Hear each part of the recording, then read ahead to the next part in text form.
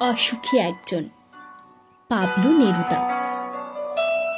আমি তাকে ছেড়ে দিলাম, অপেক্ষায় দাঁড় করিয়ে রেখে দরজায় আমি চলে গেলাম দূর দূরে।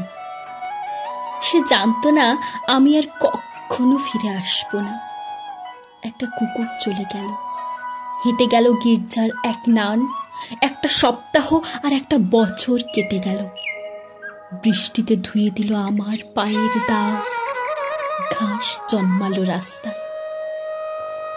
আর একটার পর একটা পাথরের মতো, পরপর পাথরের মতো বছরগুলো নেমে এলো তার মাথার ওপর।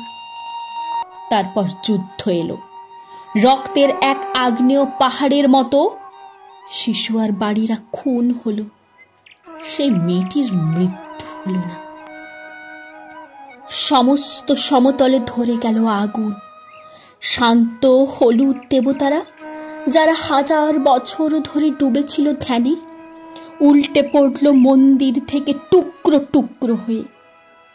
তারা আর স্বপ্ন দেখতে পারল না। সেই মিষ্টি বাড়ি, সেই বারান্দা, যেখানে আমি ঝুলন্ত বিছানায় ঘুমিয়েছিলাম, গোলাপি গাছ, ছড়ানো করতলের মতো পাতা, চিমনি, প্রাচীন জলতরঙ্গ, সব চূর্ণ হয়ে গেল, জ্বলে গেল আগুনে। যেখানে ছিল শহর, সেখানে ছড়িয়ে রইল কাঠকয়লা, দোমড়ানো লোহা, মৃত পাথরের মূর্তির বিভৎস মাথা, রক্তের একটা কালো দাগ।